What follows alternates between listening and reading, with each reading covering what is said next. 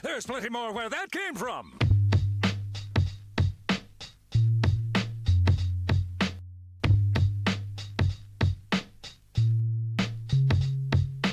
I have finally abandoned my human form and evolved into a new, far superior being.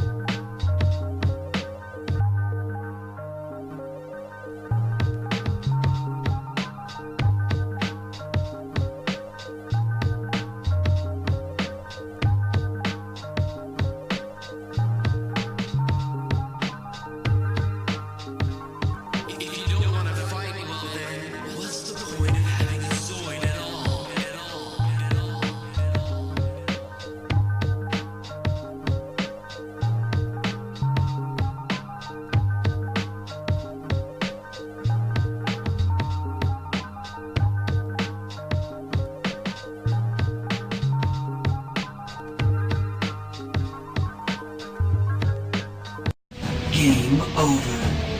The user wins.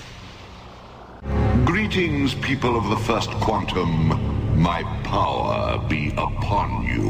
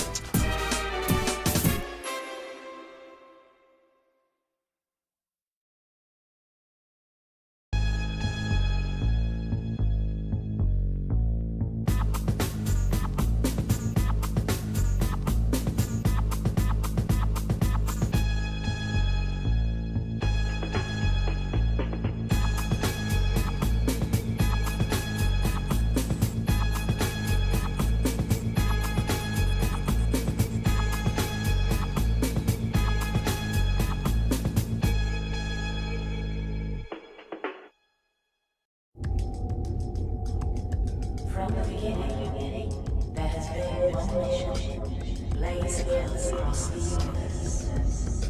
In our wake, highly advanced robotics, space enterprises, and solar processes.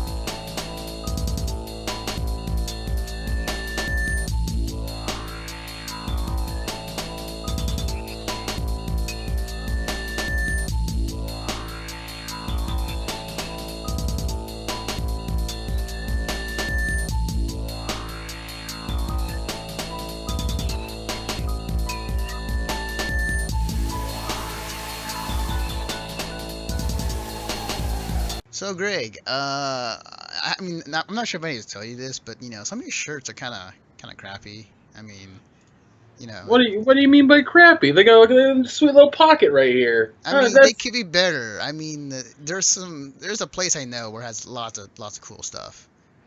Yeah, but how cool? We're talking about AAA cool. We're talking about shirts from 86.com. They're a pretty cool site. They sell all types of merchandise, including t-shirts, keychains, and other cool stuff that they sell on their site. And also have awesome video game material as well, such as Street Fighter, Killer Instinct, Guilty Gear, Skullgirls, BlazBlue, Smite, and 86's own brand of t-shirts as well as other stuff. Recently they put out some new keychain for Street Fighter 5. So yeah, there's some awesome stuff there. So I'm just suggesting, next time you go out and buy a shirt of any kind, I suggest check out 86.com. And if you want to support us and them at the same time, please use this link in your web browser to check out 86.com. Put in www.86.com !AFF equals 4. Again, www.86.com !AFF equals 4. This link will tell them that we sent you and that we're cool with them as long as you're cool with us. Thank you and enjoy the show.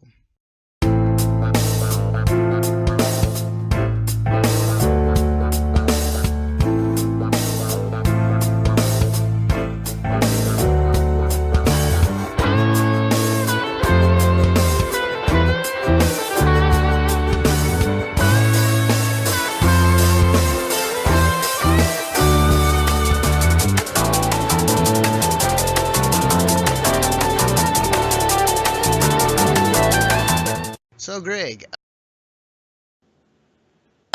hey guys, there he goes. Hey, I forgot one thing actually before we begin our spiel. Hello guys, welcome to another episode of Mission Start Podcast, your weekly video game news. I'm your host Anthony Bionis. With me as always, none other than my co-host Greg Dietz. Hi everybody. I wanted to address something real quick. So if you're a regular to the podcast, you know that I am not a fan of people like Total Biscuit, Jimquisition, Angry Joe, because I feel like when they do, I don't want to call them opinion pieces, but when they do the big news things, they leave out a lot of information. They don't look at it from both sides. They really do pick one side. They're basically opinionated documentaries, which I can't stand. Well, there was a perfect example recently where Total Biscuit, another reason why I point this out, Total Biscuit did a review of Lawbreakers. And he tweeted out the episode. He said, I did a review on Lawbreakers. And one of his biggest complaints in the video was that it didn't have dedicated servers. So Cliff Bleszinski, out of respect, because he doesn't want to be called that anymore. Yeah. Cliff Bleszinski tweeted back at him saying, we do have dedicated servers, and here's a video. And then then followed up with I hope that clears up everything for you, because we do have dedicated servers. Nothing from Total Biscuit. This is a problem that I see with YouTubers who try to do these videos where they honestly think they have all the answers. Hell, Anthony and I, we know we don't have all the answers. But we try anyways. And my goal has always been, and Anthony's been on board with this, to get you to look at everything from different perspectives and then form your own opinion, which is what I do. It's not a situation I play devil's advocate a lot on this stream, this podcast. It's a stream podcast, whatever. Because I feel like that's a proper way to understand the whole situation. But I don't feel like these people do. So when you watch a Jimquisition video, when you watch an Angry Joe video, when you watch a Total Biscuit video, please take everything with a grain of salt and look up more information. Yep. Just wanted to clarify why I say what I say with an example. That's all. All right, we're good. Okay. All right. Do your thing, Anthony. Okay, so with that, let's start the news as we always do on this show. First off, where's my ding? Oh, there we go. So, For those who don't know, the International 7 just ended yesterday. For those who didn't catch it, it was the biggest esports tournament money-wise that any esports competition had. The whole prize pot was $23 million. First place was going to get like $10 million. Split up by 5 people. That's a whole chunk of change for everyone. Everybody on that team's a millionaire. Yeah. It was crazy. I watched it yesterday.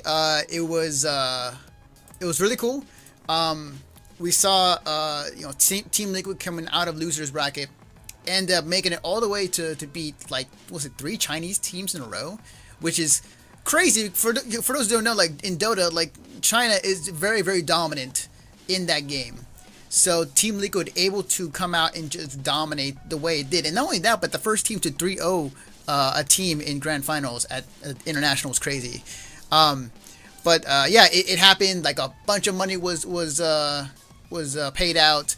If for those who haven't seen it, please check out what happened after they won, because it was like, the funniest part about it is like they're trying to adapt some of the sports celebration into esports with some of these things. So when Team Liquid won, they obviously, interview, they were holding the trophy up, and they were following him to the back, and they put him in a room with champagne, and like they had like the international logo behind it. And like the funny thing is, like, these are like they were like the completest of nerds, like to a T, because one of them's like, opens the bottle, was drinking a little bit of the champagne. Everybody else was struggling, just trying to get the pop off of the champagne bottle. And they were just standing in one drink of water, and then later they were standing for a few minutes, and they left, and they went like to the limo. I was like, all right. It was hilarious. Well, what's really funny about that is, like, you have to think about like what kind of lifestyle a sports player, like an actual sports player, lives versus an esports player. An esports player probably is an introvert, played lots of video games away from other people, found all their friends online, didn't really get to go to parties or anything like that, whereas an actual sports person, like, had to go to college. There's a lot of sanctioned, funded fucking stuff for sports players. That's just the thing, so they're gonna know how to open up a bottle.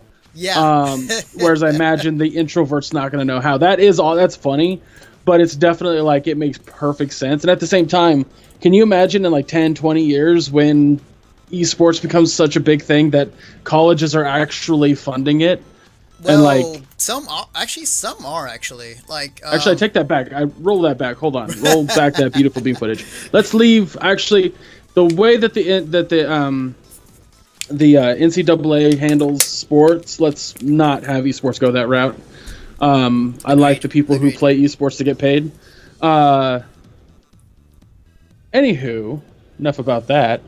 No, it's fantastic. It's great to hear. I'm glad they have a good time. And it was awesome. It was a really good event. I loved it. And I don't play Dota, but when international happens, I always tune in every year to watch. And I think in general I just love esports. So it's my thing. It's kind of like for me, it's like watching soccer every year for the or every 4 years for the World Cup. So moving on to our next topic. So going from one MOBA to another, League of Legends. We have not talked about that. Oh wow, that's totally out of focus. Hang on, guys. Let me fix that real quick. Yeah, give me 1 second, guys, as I fix this. Okay, there we go. So same. League of Legends, another MOBA game that we've not talked about on this podcast for a very long time. This was reported by PCGamer.com. This was written by Andy Chalk. Riot lose lawsuit over League of Legends striker Lucian skin. The League of Legends champion Lucian, as described in the official profile, wields relic weapons imbued with ancient power and stands a stalwart guardian against the undead. His core conviction never wavers, even in the face of the maddening horrors he destroys beneath his hell up here from fire. Lucian walks alone on a grim mission to purge spirits of those ensnared in underdeath, his eternal beloved among them. That's pretty heavy, but he's not all grim and grit. He seems to have an affinity for sports, especially soccer. If his striker Lucian skin is anything to go by, But that skin has landed League of Legends developer Riot Games in a spot of trouble as former pro soccer player Edgar Davids filed and won a lawsuit against the company, alleging that it's based on its likeness. According to the report on the Dutch site Heat.pro, Riot urged that the similarities between the skin and the real person weren't as great as Davids claimed, and the League of Legends players wouldn't confuse the two. The court saw the situation somewhat differently. However, no doubt, at least partly thanks to this tweet from 2014 by former Riot QA analyst Baconhawk. I think on this show. Okay, whatever. Apparently, he tweeted something out that was like, yeah, we pretty much copied him. The judge in this case ordered Riot to reveal to auditors how much money the Striker Lucian skin has earned, and will determine David's compensation based on that. A Riot rep declined to comment on the case. So, yeah, Riot lost. Riot lost the. Well, I mean, at least they basically, like, more or less, Riot was like, yeah, it was a thing. I don't know. It's such a weird situation because a lot of the times if a development studio or something uses the likeness of somebody, it's usually a situation where it's so blatant and obvious that it doesn't have to go this far. Like, for example, the whole Ellen Page thing with... I totally forgot about that. Yeah, that was a thing. Yeah, and they just, all they did was they just modeled her slightly different to not look exactly like her. But, oh, I'm sorry, guys. You have to pardon my yawning. I mean, I'm glad that it got solved, and Riot definitely took the correct route by basically outing themselves as like, yeah, we modeled it. We found inspiration from you, and da-da-da-da-da, and I don't know. Yeah, I saw that, and I was like, just kind of surprised, because, like, usually when Riot gets in lawsuits, it's like, they usually are the ones that are in the right, or the ones winning it. It's just kind of rare to see, like, oh, they lost one. Oh, and this, It's not, I mean, I wouldn't say lost, and here's why I wouldn't say lost, because it sounds like it was a settled out of court situation, almost. Losing would be that the guy that Lucian was based off of, right, would take the skin. Yeah. He would just take a lump sum and win the battle. But like like admitting what you did and then coming up with a what's it called, a compensation situation is definitely like, did you lose?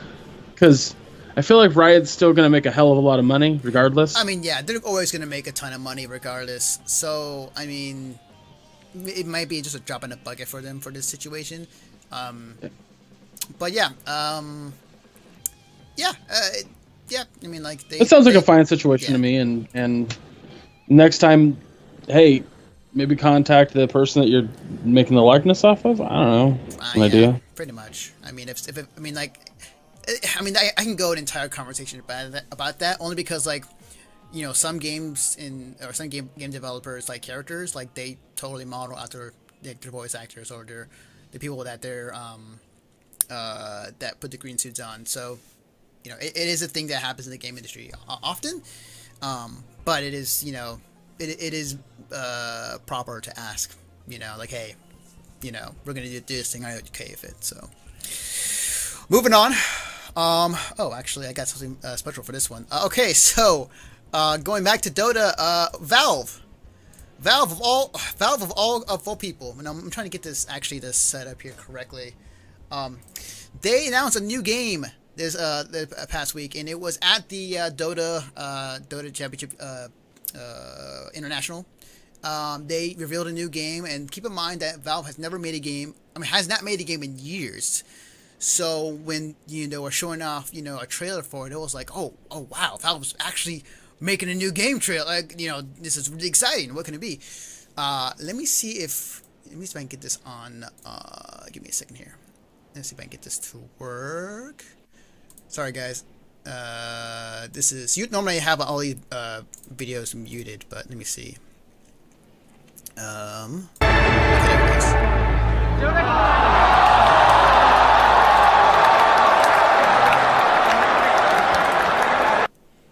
Okay. I'll try it again. Sorry, guys. I'm sorry. All right, so I'm gonna do this again. There he goes. Anthony fumbling around the podcast. Hello? Anthony? So yeah, that noise. I think you heard it twice actually. That noise that you guys. Oh, I didn't hear anything. I couldn't hear. I couldn't hear anything. Oh, you couldn't hear anything? All right. Well, I tried. Yeah. I tried. I'll try to make it work. Anyways, so basically, the noise you guys heard on stream. I know what you're talking about, though, so it's fine. Was basically the entire stadium as the reveal that the fact that the game is a Dota card game or Dota, card game. The entire stadium in there, all you heard was collectively, "Aww," like all over the stadium, and it was just like mass disappointment. Pretty much, and it was funny because I was when I was watching, I was just like, oh my god, are they doing it? Are they gonna announce a game? Or what is it? Oh, it's a Dota game or a Dota card game. And I get it. It's during the international, like, you know, if you're gonna announce a Dota game related, that's fine. But I think you know, for me and everybody else are like, you know, Valve, you have not made a game in years, and you come back to make a game, but for Dota or a Dota card game. When the obvious question is like, finish the other games, threes. I don't know. It was just funny for me, just for the fact that, you know, the video came out of the entire stadium just be hugely disappointed. I mean, I think it's fine. I think they'll make whatever money from that. But yeah, now I was hoping for the dream, but no, Valve disappoints me again. So, it was pretty funny to hear the reactions of it. Just people like, nah, I don't care. Like, I play Dota, not card based stuff. But thanks anyway, I guess. Yeah, I mean, we'll see. Like, it made sense. It made sense for Blizzard to do it just because it was like, it was like you can play this if you want. It's free to play, whatever. But for Dota to do it individually is kind of weird. Yeah. So we'll see how it goes. I mean, like, who knows? Maybe it's actually a really good card game, and I'm just poo-pooing it because it's Valve. But we'll see. In the future, we shall see. Now, let me see if I can get this to work, actually. So, viewers, I will not see you for a second. Okay, so our next topic.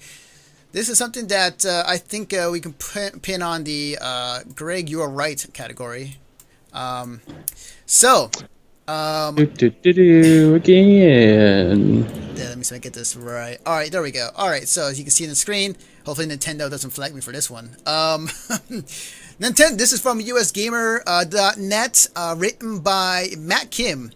Nintendo addresses the Metroid Samus Returns amiibo controversy.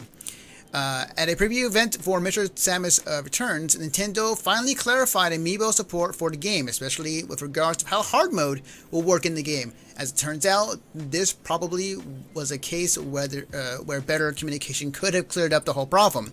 Here's a lowdown of what Nintendo told US Gamer. When I asked Nintendo representatives at the preview event if hard mode was locked behind amiibos, if hard mode was locked behind amiibos, they were clear to make the distinction fusion mode. They corrected me. Yes, fusion mode, which will give players access to Samus Fusion suit as well as more challenging difficulty in the game, is indeed locked behind the Metroid amiibo. This content will not be offered as a separate DLC in Nintendo's digital eShop. However, there will be a standard mode. There will be a standard hard mode that will be unlockable once players complete the game on a regular difficulty. This mode, which is confusingly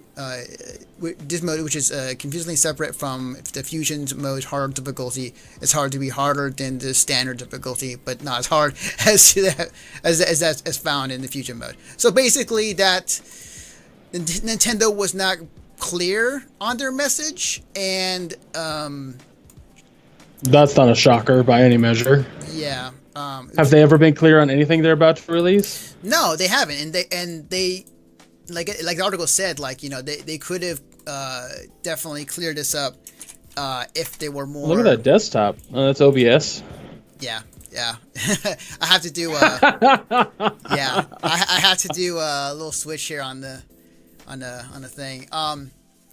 But yeah, like Nintendo was not clear enough on this situation, and obviously a lot. We talked about it last week. The fact that if that is the case, then I to me and a lot of people who play games for a very long time, like having a mode that is locked behind an amiibo, like to me, just like it felt wrong.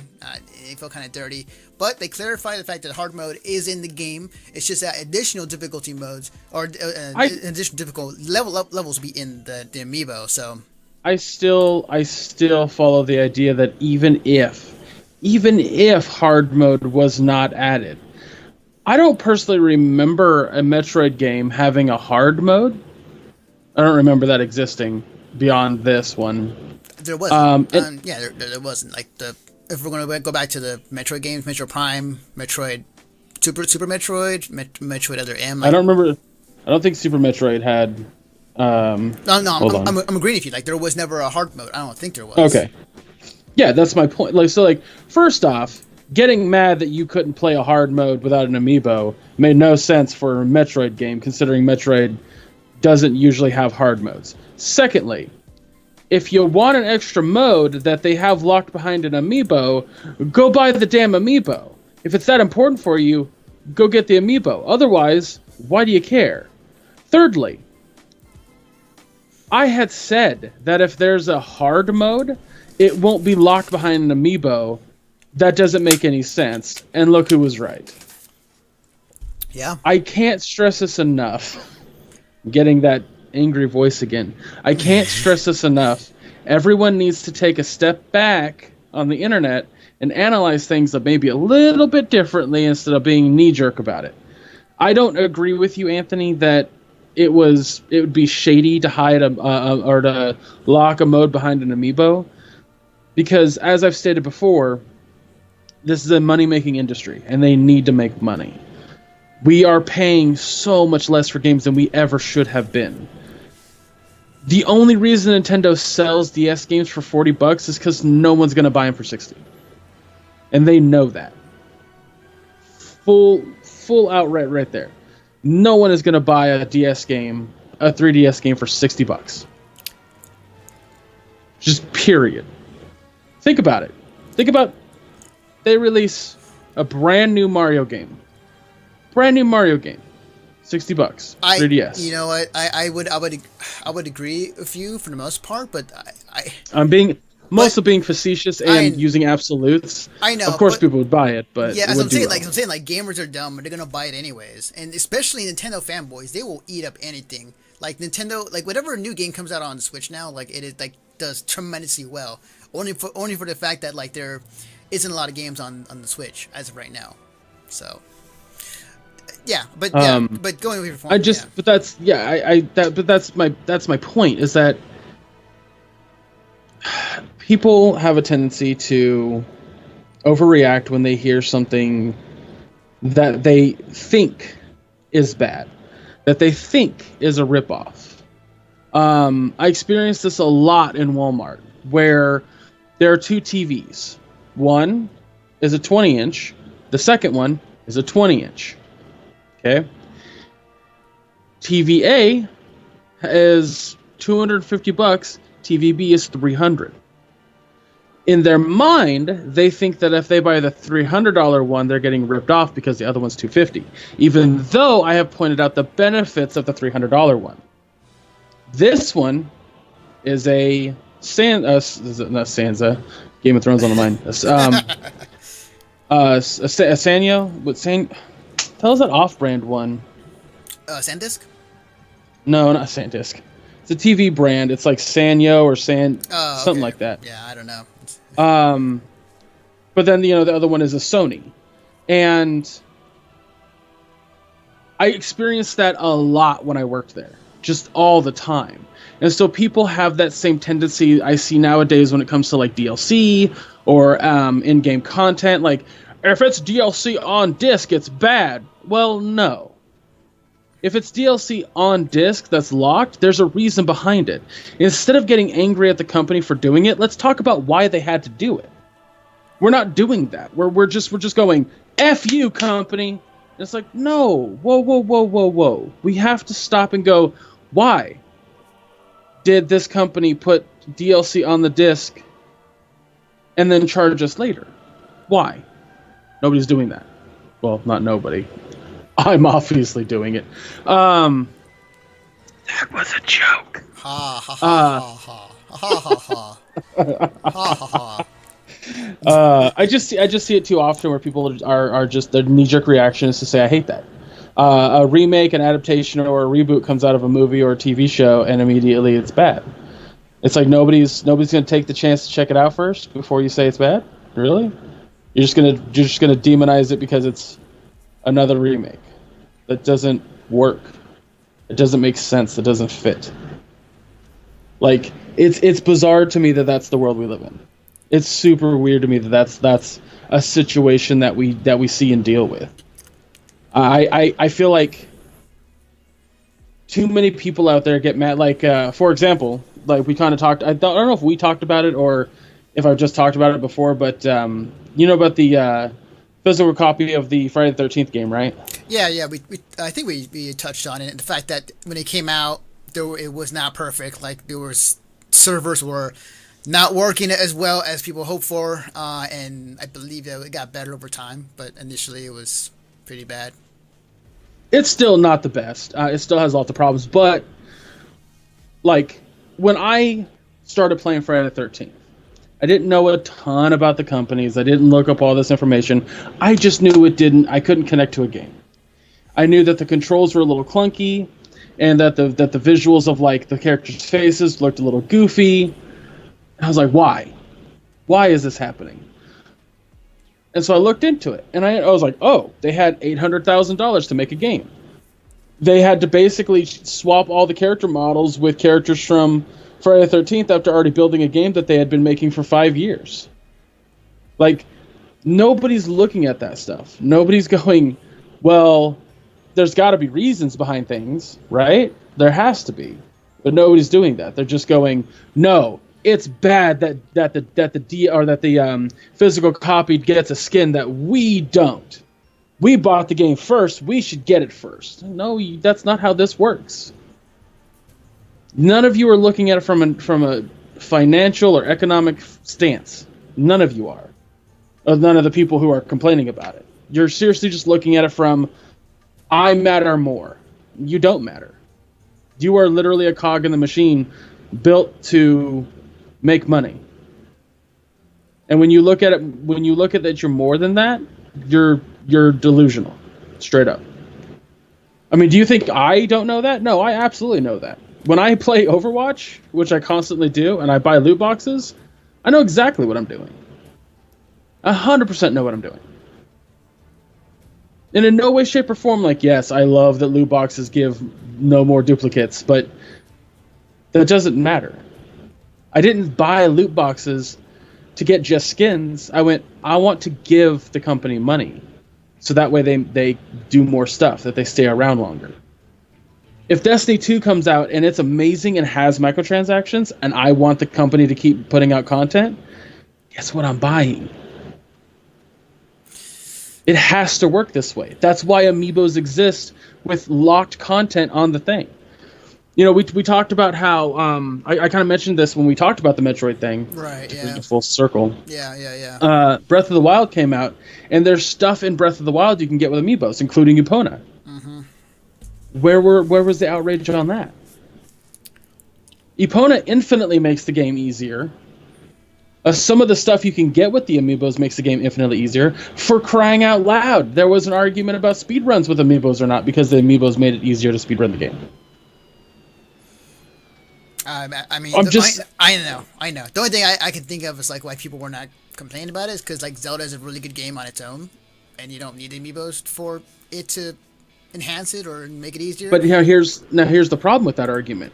Who out of those people complaining has had a chance to play Samus Returns, the remake of Samus Returns? Who's got a chance to play that? Because I guarantee you, everyone complaining about it has not.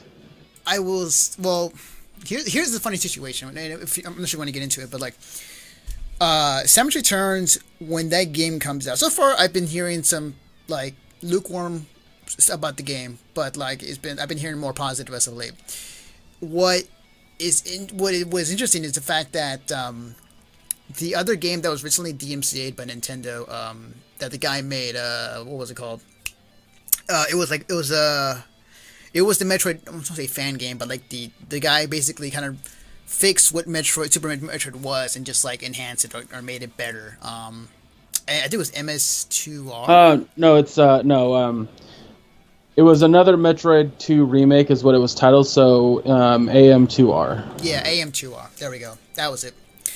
You know, and in that situation, like, you know, people are like very liking that game, that remake that guy did, or that what he did to the game is actually people are really liking it, and it's really good.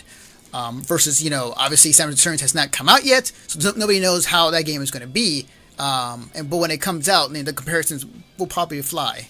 Well, and if you hear an opinion that immediately disables or dismisses the Nintendo one, maybe don't listen to it. Maybe take it for a grain of salt, because I think in that opinion, like, there's going to be too many people, Anthony, that are going to be the of the camp of, well, I don't like that Nintendo made this guy get rid of his thing on the internet and then release their own thing, so I'm going to immediately hate the new thing or the licensed thing. You know, they're going to immediately not like it, as they are right now, even if they have played it. They're not looking at it with a fresh pair of eyes. They're going to immediately demonize it for something that it's unrelated. So you have to look at reviews or critics that are like doing a fresh take on the comparison, which is totally fair. In no way, shape, or form should that not be a thing. 100%. If there's a YouTuber or somebody out there that goes, let's look at AM2R and let's look at Nintendo's remake and let's compare them. Top notch, perfect, great, awesome. But you're not going to see a lot of that on the internet. You know you're not. People in general that I've seen, Anthony, especially Twitter, when I go to Metacritic's reviews of peers and whatever, it's a lot of that. It's a lot of, I hate thing because it's not thing I want. And I'll never subscribe to that. I never think that's fair. You know, it's absolutely arguable that AM2R is better than Samus Returns Remake. We don't know yet. For an example, Brian of Half Empty Energy Tank, the second that they showed that at E3, his initial response was, I don't think I'll like it. And I went, well, that's not fair, Brian, you haven't played it. And he just goes, you're right, I haven't played it, maybe I should give it a chance before I say that, but I like the art style of the AM2R remake more than the new one, because of the visual stylings, when Super Nintendo one's more modern. Right. And I totally get that, like, preference thing, but at the same time, as I've also pointed out, when you don't play something or watch something because it doesn't exactly strike a chord with you, you might be missing out on something that you might love. Perfect example for me on that is Overwatch. I didn't think I was going to like Overwatch. I thought Battleborn was going to be the better game. Oh, yeah. Yeah. But I still gave Overwatch a chance because, you know, I will give something a chance. And look at me now. I have a damn segment on this podcast about it because I love the game so much. Yeah. You may not know if you enjoy this Nintendo licensed Metroid remake or not. Yeah. So don't demonize it because it's not this other thing, or don't demonize it because, well, I don't like that there's locked stuff like on the cartridge that only Amiibo can unlock. Don't buy the Amiibo it's not that important. It's just extra crap. Yeah, and people won't. I think, but you know, a lot of people were kind of niche because of like Nintendo not clarifying that.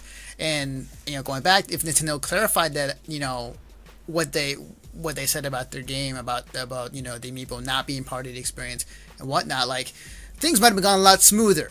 But That's arguable with Nintendo as a whole. We true. we discussed this when the Switch was being released. Like, we didn't know any details or specs or nothing, and people really wanted to have that information, but Nintendo never released it. But at the same time, I think, you got to go with that title of, Dr. Strangelove, or how I learned to stop worrying about the bomb, or whatever it was. Yeah. Same thing with Nintendo.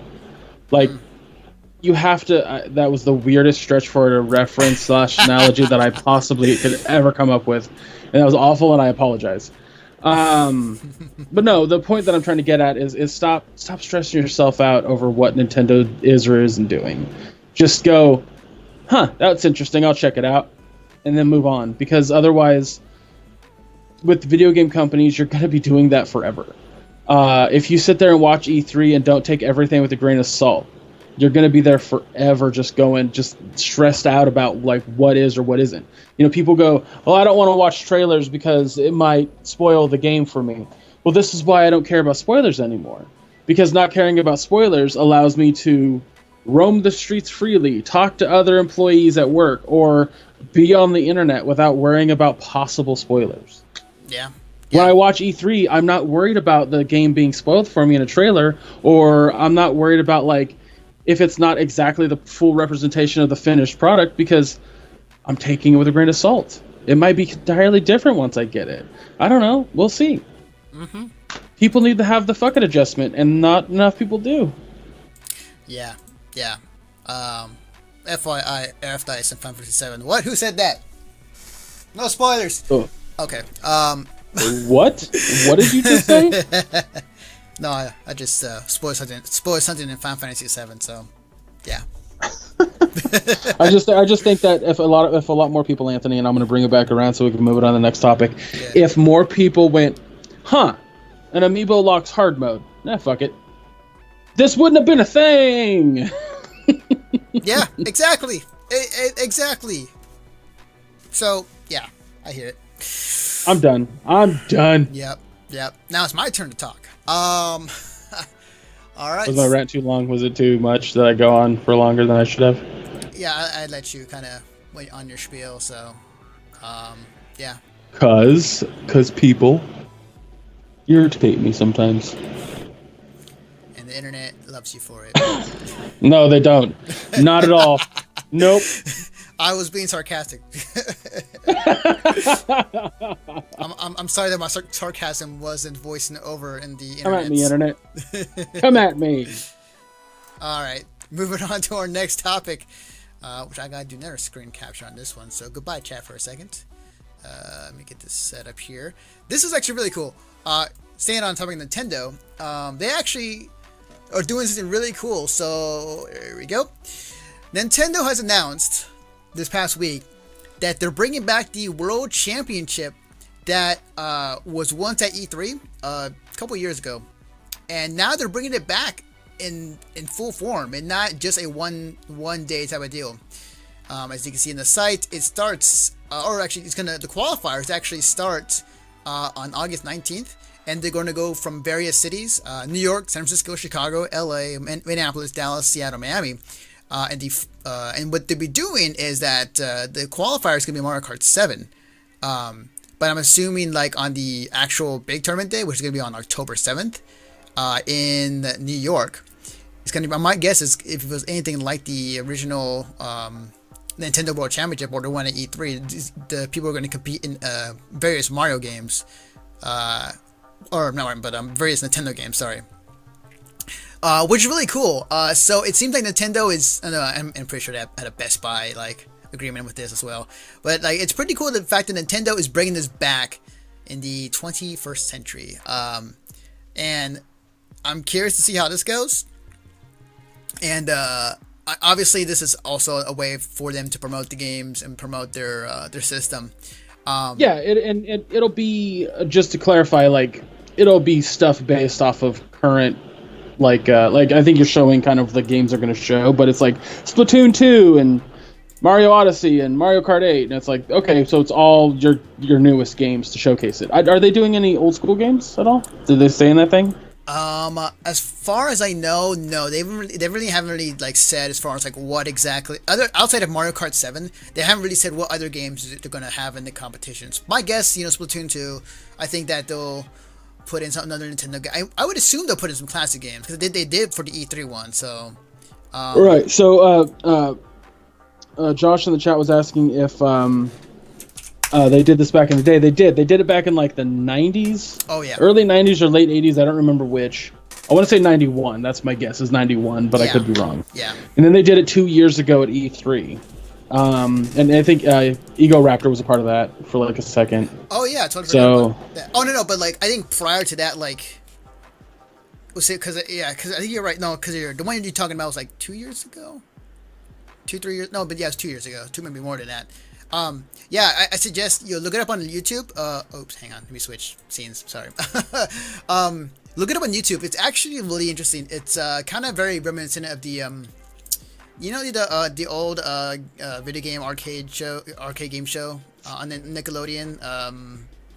What was it called? I totally forgot what the name of the show was, but like it was very like kids were answering questions, and then if they got it right, they go and they played like an arcade game of like at the time Sega Genesis or Super Mario. Get through this level and it passes time and whatnot. If you're referring to Nick Arcade, yeah, Nick Arcade. That's what I was talking about. As a matter of fact, fun little tidbit. I'd watched the ever-loving crap out of Nick Arcade when I was younger. Same day. And I was watching. It was Brian or Brittany or somebody else playing Breath of the Wild, and they went up to the. There's this maraca holding guy who's like, he wants seeds to put in his maracas, and every time you fill up, like you hand him a certain amount of seeds, you can upgrade your you can add an extra slot to one of your weapon or fruit holding or whatever. But the sound that he makes, the music that he makes as it's happening, is the exact same music that is used in Nick Arcade when they move Mikey from one spot to another. That's awesome. Because I was like, why does that sound so familiar? And I was sitting there racking my brain for a solid half an hour, and then it hit. I was like, that's from Nick Arcade, but I don't know where. And so I watched a full episode of Nick Arcade. And I'm like, I got it. So. That's awesome. It's really cool though. I'm really excited to see what happens in the, into this event. Just see what excitement Nintendo can drum up. The last one went really well, so I'm interested to see how this goes. Since it'll be much more elongated.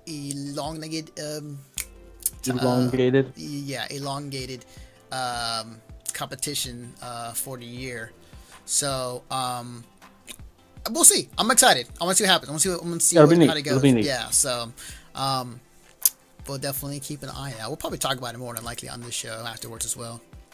Yeah. Moving on to our last Nintendo segment. Nintendo's been busy in the news as of late. Give me a second here as I set this up. If you're wondering why I'm doing display capture, guys, it's because every time I put a video on this podcast, we get flagged for it every time. Nintendo is very stubborn about that, so this is what you get for Nintendo segments now. This is from Engadget.com, written by John Fingus. Nintendo faces lawsuit over the Switch detachable controllers. The Nintendo Switch certainly isn't the first gaming tablet, but it's directly riffing on others' ideas. GameVice thinks so.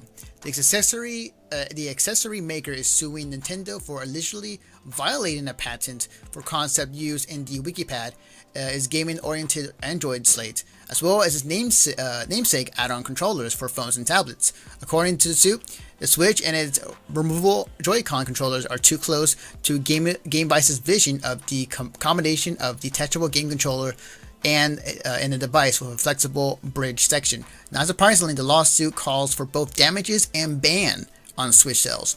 GameVice declined to comment on the lawsuit.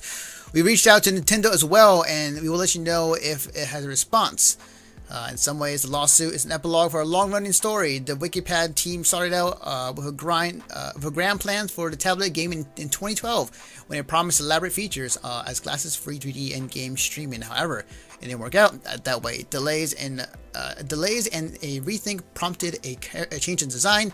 While the WikiPad did receive some acclaim, Game Advice eventually dropped it in favor of its add-ons for phones and tablets. So, another lawsuit? Another lawsuit, although the funny thing about this... Go ahead, sorry, it's... There you go, okay, back on you. Okay. It's a lawsuit that Nintendo will most likely win. I think so too. There's no way they'll lose. Because I've looked at that like tablet that they're saying is Nintendo ripped off of it, and it's like, no, they didn't, but that's fine. Yeah, they absolutely did not. Yeah, I think that Nintendo is gonna just take care of this. I mean, at the most, like, settle, but yeah. I mean, if by some weird chance Nintendo did steal the design, which is weird because if I read correctly, and please correct me if I'm wrong, but the designer of that item isn't even in Japan. Oh, you're right. That's right. That's right. Wasn't? Huh. I'm trying to remember. Like, I'm trying to think. Like, people who. So what? Yeah. So what could have Nintendo done? Like the devs of that now here's another question because I didn't look into it. Are they suing for the Wii controller or the Switch controller? They're selling on the idea of it that this in the article, like they said that they want in the lawsuit to Nintendo to stop the sales of Switches, which is not gonna happen. Like, no, it's not gonna happen. But it is. It seems like a stretch for this company. It is. It's also because it's fine. And like Nintendo's gonna win this, like, or they'll take care of it. Like, I don't think there'll be any issues.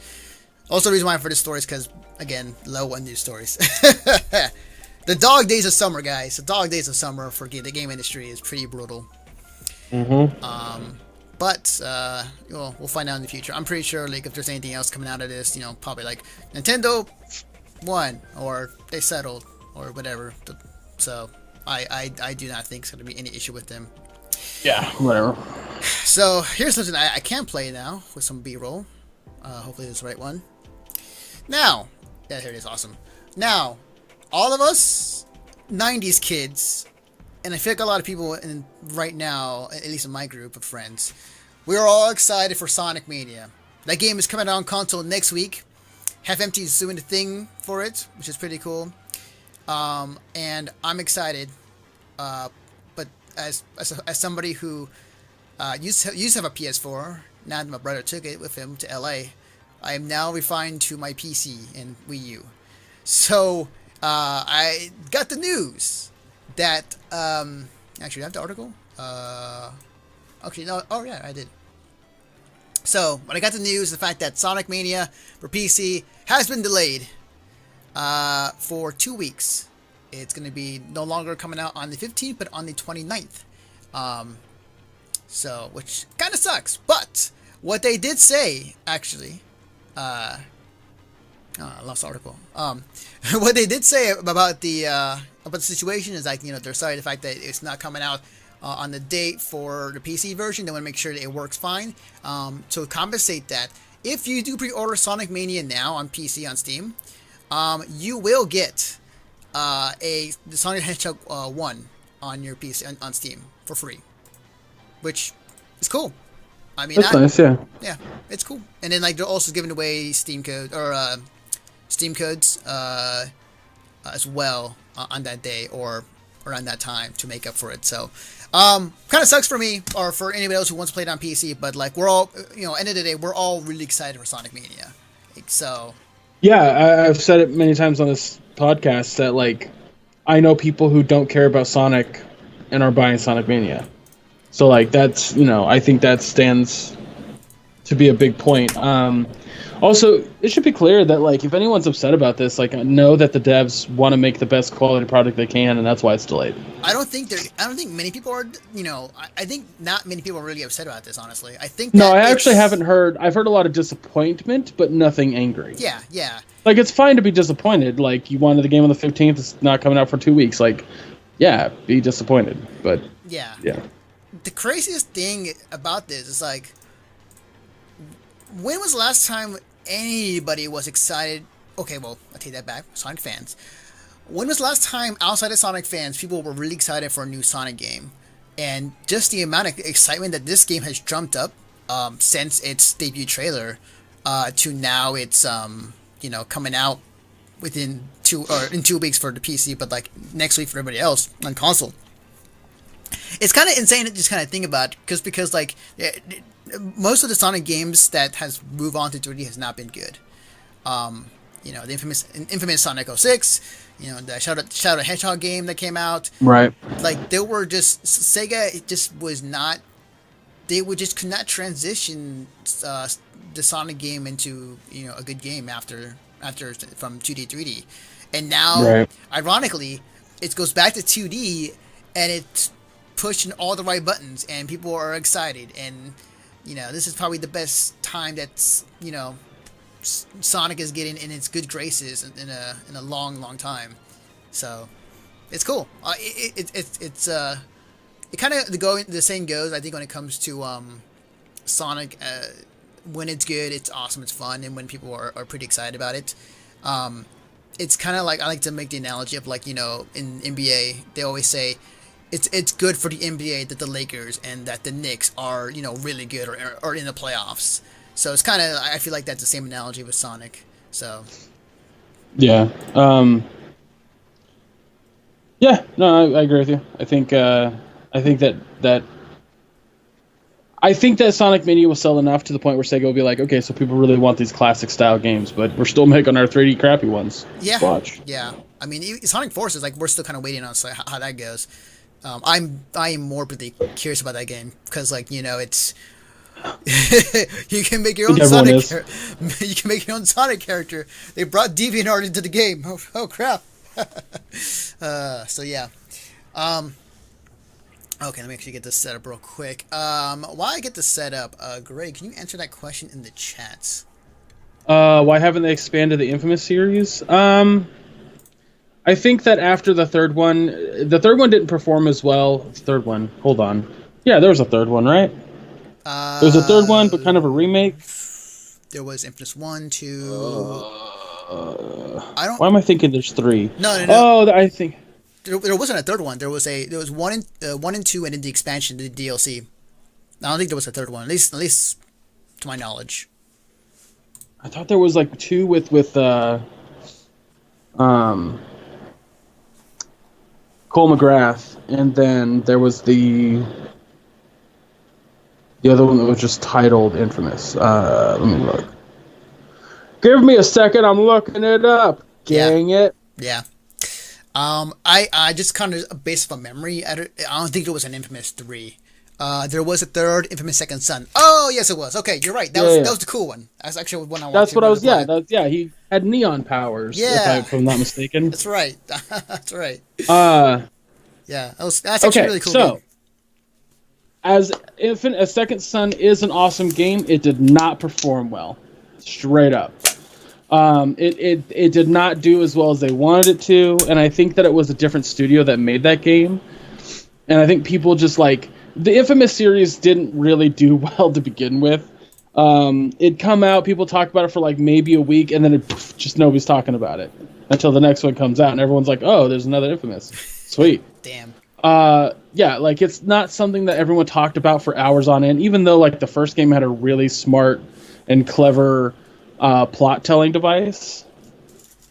But I think that's why we haven't heard anything, is because it's just not as big of a franchise. I don't think it performed poorly enough to where it couldn't gain another sequel or another game in general, but I just don't think that's why we've heard a lot about it. I really hope that the devs are making one and they're just kind of like, no one's talking about it. This is like an underground hit almost. And like they're just gonna fucking spring it on us one day. It'll be a Fallout 4 situation. A quick question: who made Infamous Second Son? Was it I could be wrong about the different studio, but let's see. Infamous. Let's see what company made that. Like, if I'm not mistaken, like these are if I'm thinking, is the company I'm thinking about. Punch. Was it Sucker Punch? Is Sucker Punch for the first game? Because I was gonna say, like, if I'm not mistaken, that team that was No, it's the same company. My bad. It's the same company. Oh, so Sucker Punch? Uh huh. Okay, all right. So that makes total sense. So yeah, the reason why they're not making the game right now, or maybe in the future, because they're busy working on Spider-Man right now, or has been for the past couple of years. So that makes. I thought that was Naughty Dog. No, because it's not on this list. Is it? I thought Sucker Punch. I thought that was Naughty Dog. Hang on. I could have sworn that it was Sucker Punch was making the new Spider-Man game.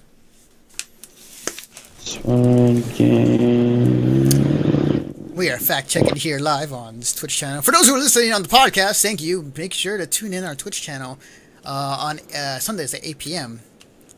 Wow, I burned some time. Here I'm gonna dance.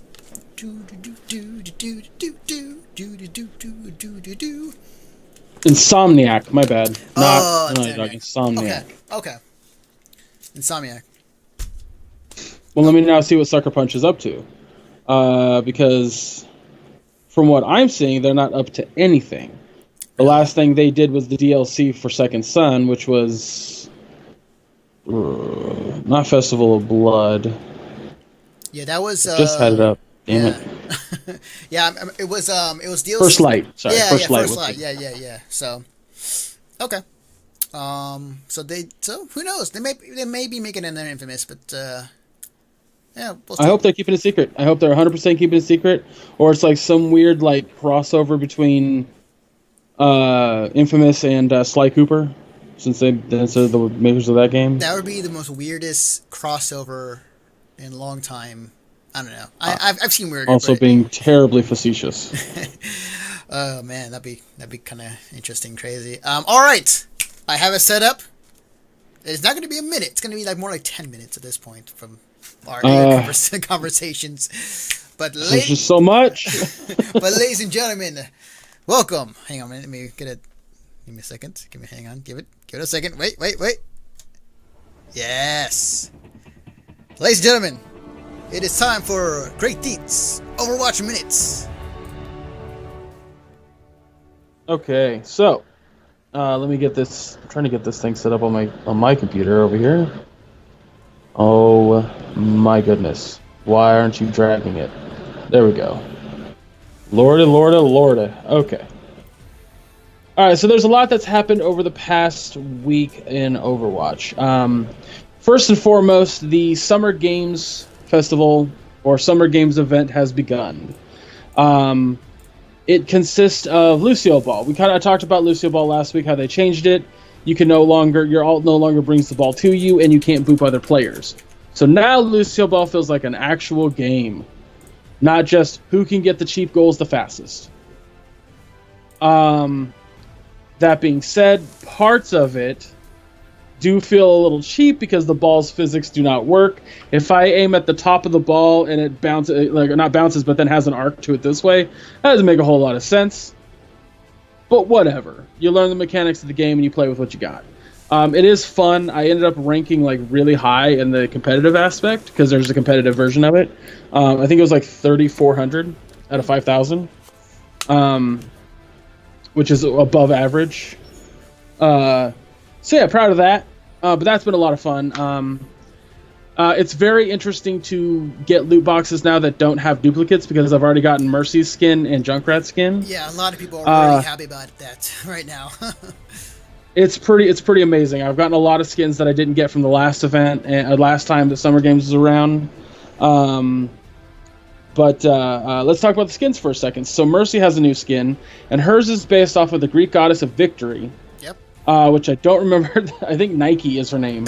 I could be wrong. I could honestly be wrong about that. But that's her design. There's like a statue you can actually see in real life. Junkrat skin is basically him in like a cricket outfit. All of his bombs are cricket balls. His peg leg is a cricket bat. Nice. That actually has like blood on it. So it's kind of like, ooh, that's gruesome. McCree has no shirt. Is a lifeguard outfit. His gun it basically is designed to look like a flare gun. It says Desert Seagull on it. Nice. Awesome. Yeah, that's a lot of fun. Widowmaker has probably the skin that's making everybody the most thirstiest online. Oh, yes. Because she is in a fairly skimpy bikini. I don't know if that's fair to say, but there's a lot of skin she's showing, so that's why people are like, But I think the coolest feature actually of it is that Widowmaker in the game has these goggles that come down and allows her to see enemies like that's for all. Yeah. she does. Her sunglasses do that. That's awesome. That like it's fantastic. Like, little touches like that are fun. That's great. That's awesome. I'm racking my brain to think of the other skins. Oh, Sombra has like a scuba diving skin, which is kind of cool. Yeah. And the title of the skin is actually a city in Mexico that's on the coast. So awesome. Yeah, it's like Tula or something like that. Reaper has a biker skin that actually says Edge on the thigh part. It has a cape that has a giant skull on it. A little too on the nose if you ask me, but whatever. I mean, he's the edgelord of the group, so you know. I'm checking my phone to see what new summer skins there are because. So just kind of go off of my favorite one's coming up. I think the best skin. Oh. I feel like I'm missing one besides the one I want to talk about, so that's why I'm looking it up. That's why if you see me looking at my phone. Okay. My favorite one, I'll just tell you what it is while I'm pulling this up, is the Soldier 76 one. Yeah, I love that one too. It's great. It's awesome. Real Master 76 is his name. He has an apron that says "Raise the Stakes." His gun looks like it has like grill marks on the front of it.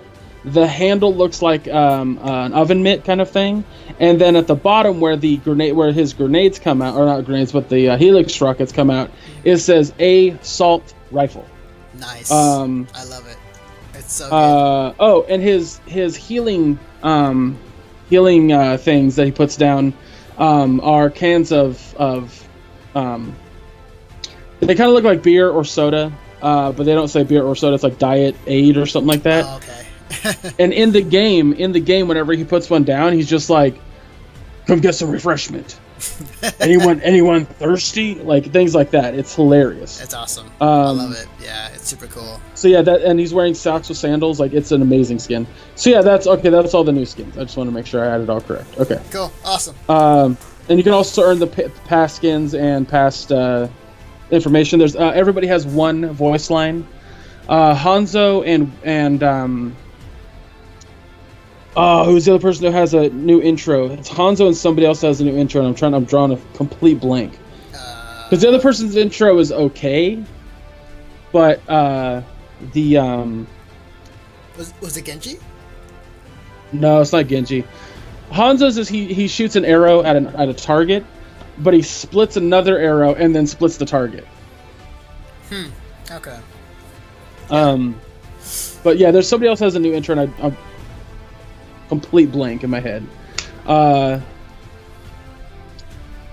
I think that's all for the Summer Games event. Like I said, being able to get past things, having no duplicates, it's fantastic. Like I'm getting so much stuff. It's ridiculous. And I'm trying to learn at least one loot box a day during the event because I'm broke. So I finally got a Lucio soccer skin, so I'm very excited about that because I didn't get that last year.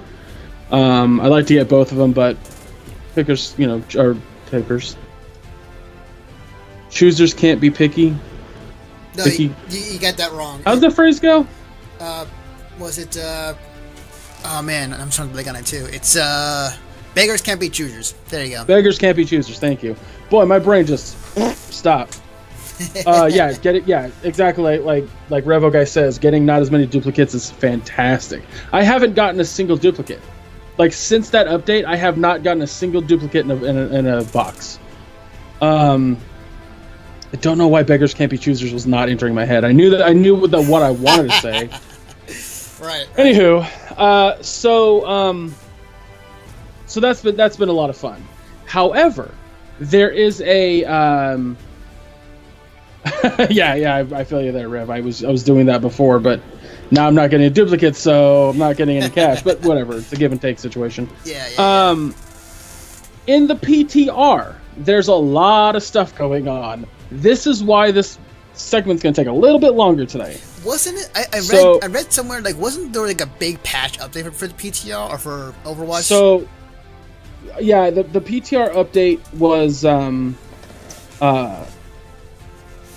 it was like 4 point something gigabytes. Yeah, a pretty sizable chunk. Yeah, I remember hearing about that.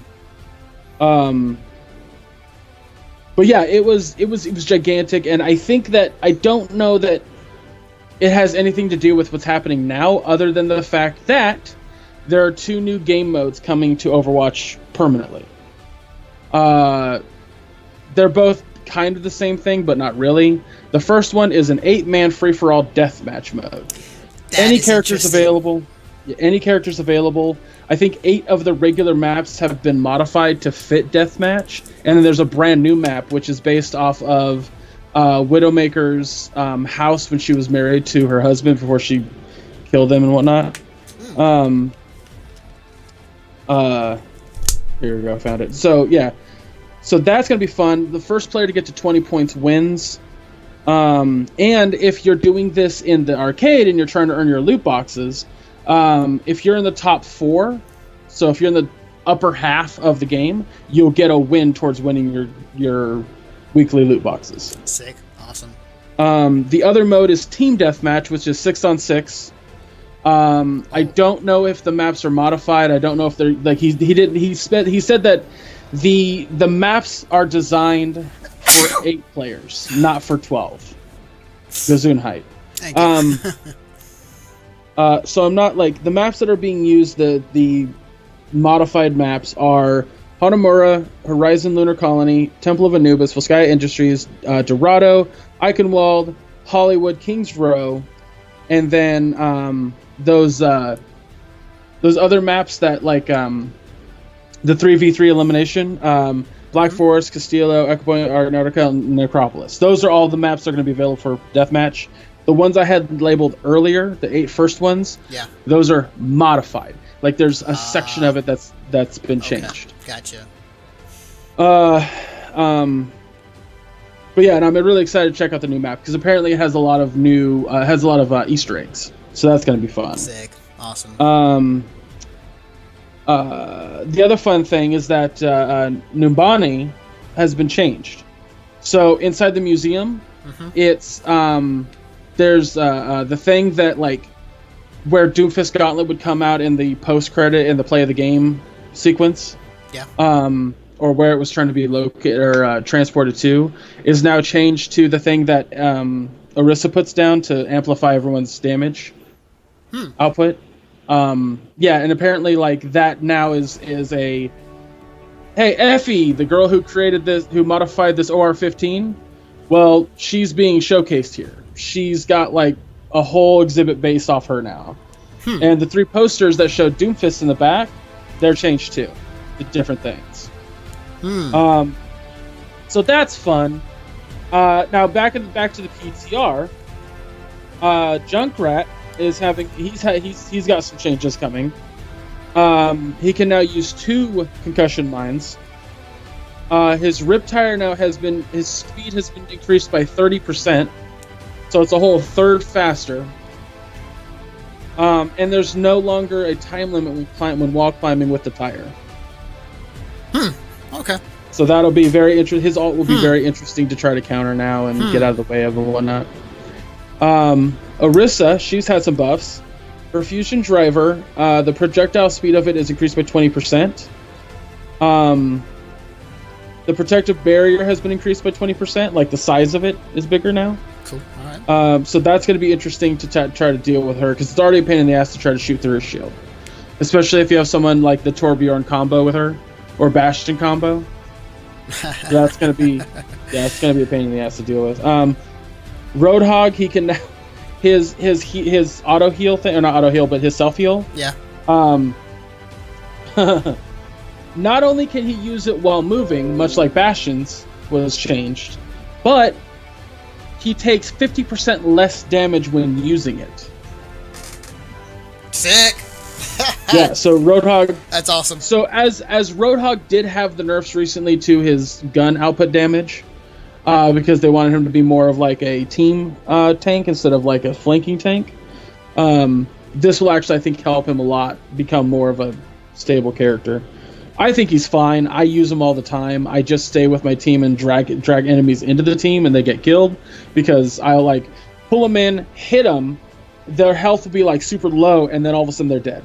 Like, yeah, I'm getting a ton of assists as Roadhog, but I don't care about getting kills in Overwatch as much as I care about winning the objective. I guess technically that's going to change with Deathmatch, but whatever. Yeah. Widowmaker, her hook cooldown has been reduced from 12 seconds to 8 seconds. And her Venom Mine affects targets are now visible through walls to Widowmaker only. So, yeah, so like that's interesting. Like if somebody's in a corner or something and you can't really see them, if they're affected by it, they'll be bright red again. There's a few bugs fixed, but bug fixes are fine, and I don't really like going over them, so I'm not going to. But that is it. So the PTR stuff is not on the main servers yet, obviously. That being said, I'm very excited to see that new stuff coming out. I'm very excited for Deathmatch, very excited for the updates to the characters. I think it's going to be a lot of fun. I think that the 8-man Deathmatch thing is going to be a lot of... it's going to be a lot of soldiers and reapers and characters that basically can output a ton of damage. A lot of soldiers. Yeah. I see soldier being like a primary one because he can heal himself. Yeah. Like that's going to be vital. Like, it's funny thing about that is I was thinking about it was when this information was being kind of, I won't say leaked out, but it was like kind of put out there. The characters I was thinking of was that the most benefit in Deathmatch would be Soldier 76. Would be Reaper, would be what's her name, Farah, and then it just goes back to Quake, the Quake days. Oh yeah, so it's kind of funny just thinking about that and just kind of flash forward to. I think today. That's kind of what Jeff Coppin said is that like when they played the 8-man deathmatch, it reminded them a little bit of Quake, and I was like, I don't think it's gonna be that fast, but yeah, I get your point. They did say, though, that they're excited to see how people kind of use deathmatch in custom games. Cool. With, I think that's going to be awesome. My other question, and, I don't know if this is going to be the case, probably not, but because there is a team deathmatch, but can I join a deathmatch with my friends? That'd be cool. I mean, you should be able to, or they should allow you to, but... Well, I understand why not, because... you could totally cheese the system. But then again, we'll see. Yeah. I haven't heard anything. Within the PTR, so I'm not sure. But yeah, I'm very excited about that. Very excited for checking the new map. I think that Team Deathmatch is going to be a blast too because, if you have your designated player types and, Lucio and a Farah, not a Farah, but Lucio and a Mercy, alongside 2 tanks and then 2 DPS, you're going to have a really good time. I think that there's some characters that are not going to work in deathmatch as much simply because there's no point to gain. Yeah. The point, having a point to go to was a funneling point to get the players to come together. With this, you're not guaranteed that. So I'm very interested to see how that dynamic works, but we will get there when we get there. Yep. And we got one more thing. I'm also I'm not expecting the changes to those characters that I named off in the upcoming patch, but I am expecting Deathmatch to come Tuesday. Okay. Cool. Awesome. And with that has been the Overwatch Minute with Great Deeds. Okay, there we go. So that's going to be our show. We ended it on the Overwatch Minute. And let me just make sure to make that official. Bam. All right. We made it to the end of the show, guys. Thank you for watching, for those in the chat and for those listening on the podcast. Before we go, Gray, where can they find you on the internet? You can follow me on Twitter, Facebook, and Instagram under Chub Rock Geek. Slamming all that stuff in there. You can follow. You can go to the website, missionstarpodcast.com. go to the review section, and you'll see all the reviews that I've ever written. I recently did one on Pikmin, Hey Pikmin. It's not a glowing review, I promise you that. But I have my reasons. Pacing being the main one. And I stream every single Saturday night on Half Empty Energy Tank. That is twitch.tv/halfemptyetank. It's funny that I say that because yesterday I didn't stream because they were doing a marathon, and then this upcoming Saturday I also won't be on. Simply because I'll tell you about it later, Anthony, but there's a big old thing I'm doing this Saturday. It's really dumb, but I'm going to enjoy it. That being said, I think that's all the places you can find me at this moment. Yes. So yeah, go to twitch.tv/halfemptyetank to follow them, and then watch me play games terribly and talk about my opinions as well. All right, awesome. You can follow me on Twitter at DefectiveNaruto. You can follow the work that we do at MissionStartPodcast.com. This Twitch show is usually up every Sunday night at 8 p.m. at this time on this Twitch channel. So if you haven't already, please hit that follow button. And for those listening on the podcast feeds on iTunes and Stitcher, do that as well. And if you haven't already, then please tell your friends. So, if you, like I said, if you enjoy watching this podcast, enjoy listening to it, we have it uploaded on Tuesdays on iTunes and Stitcher, as well as on our website. So go check it out, guys. It is usually up every Tuesday, and yeah, it's pretty cool. It's also on the podcast section of our website.